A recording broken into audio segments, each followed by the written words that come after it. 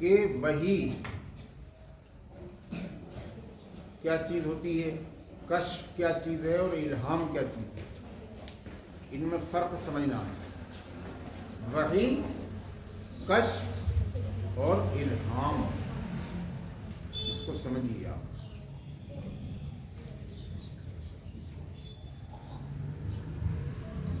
وحی اس کلام کو کہتے ہیں جو کسی نبی پر اللہ کی طرف سے نازل ہوا،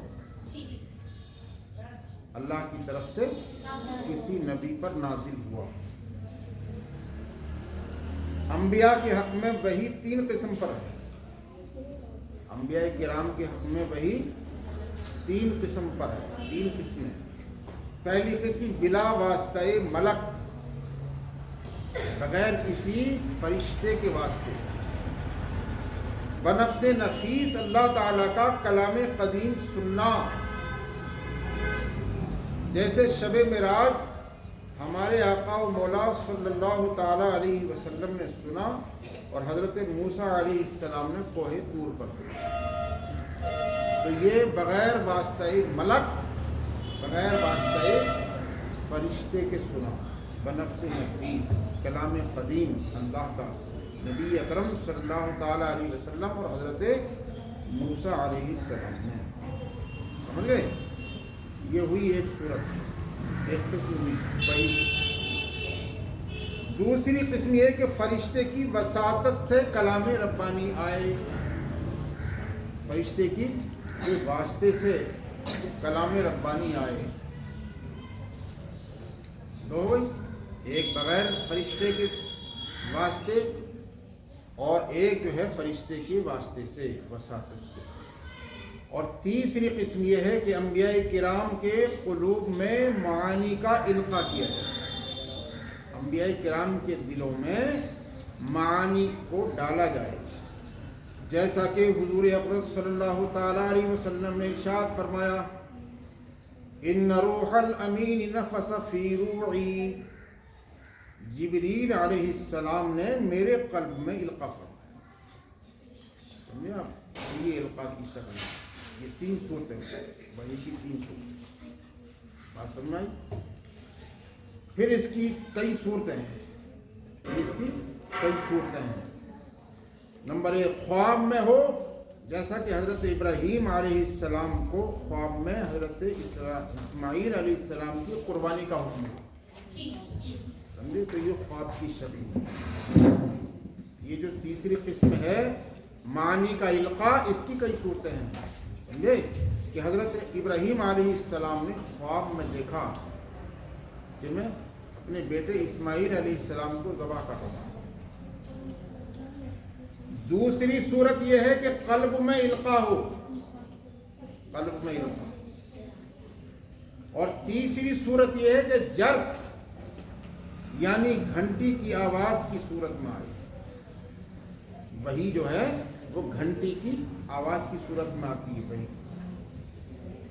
اور چوتھی صورت یہ ہے کہ فرشتہ کسی مرد کی شکل میں آ کر کلام ربانی پیش کرے، فرشتہ کسی مرد کی شکل میں آ کر کے اللہ کا کلام پیش کرے، جیسا کہ جبریل علیہ السلام حضرت دحیہ کلبی کی شکل میں حاضر ہوئے۔ سمجھے آپ؟ اور 5ویں صورت یہ ہے کہ جبریل علیہ السلام اپنی ملکوتی شکل میں حاضر ہوں، فرشتوں کی شکل میں حاضر ہوں کہ ان کے بازو ہوں جن سے یاقوت اور موتی جھڑتے ہیں، اس شکل میں۔ اور 6ٹھی صورت یہ ہے کہ اسرافیل وحی لے کر حاضر ہے، حضرت اسرافیل علیہ السلام جو سور پھونکیں گے وہ وحی لے کر حاضر ہے، جیسا کہ امام شعبی نے فرمایا کہ ابتداً 3 سال حضرت اسرافیل وحی پر مقرر، پھر جبریل علیہ السلام کے سپرد یہ خدمت ہوئی، انہی کی وساطت سے پورا قرآن نازل ہوا، جبریل علیہ السلام کی وساطت سے پورا قرآن ہمارے حبیب پاک صلی اللہ تعالیٰ علیہ وسلم پر نازل کیا۔ 7ویں صورت یہ ہے کہ اللہ تعالیٰ کا کلام قدیم سنیں، خواہ بیداری میں، بیداری کی حالت میں، جیسا کہ شب معراج ہمارے حضور صلی اللہ تعالیٰ علیہ وسلم نے سنا اور کوہ طور پر حضرت موسیٰ علیہ السلام نے سنا. کلام قدیم، یہ بیداری کی حالت. سمجھ میں آئی بات؟ یہ ہوئی وحی کی صورت ہے. اب سنیے الہام. الہام کیا؟ وہ علم ہے جو قلب مبارک میں بغیر اکتساب اور استدلال کے القاء ہو، بغیر کسی اکتساب کے اور بغیر کسی استدلال.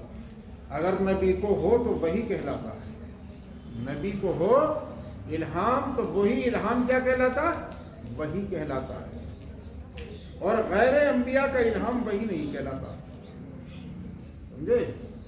غیر انبیاء کا جو الہام ہو وہ وہی نہیں کہلاتا. یہی فرق نبی اور غیر نبی کے رؤیا میں ہے، نبی اور غیر نبی کے خواب میں ہے. نبی کا خواب بھی وہی کہلاتا ہے. اور کشف کسے کہتے ہیں؟ کشف اللہ تعالیٰ کی طرف سے کسی علم کو نبی یا ولی پر کھول دینا. سمجھے آپ؟ اللہ تعالیٰ کی طرف سے کسی علم کو نبی یا ولی پر کھول دینا، یہ کشف کہلاتا ہے.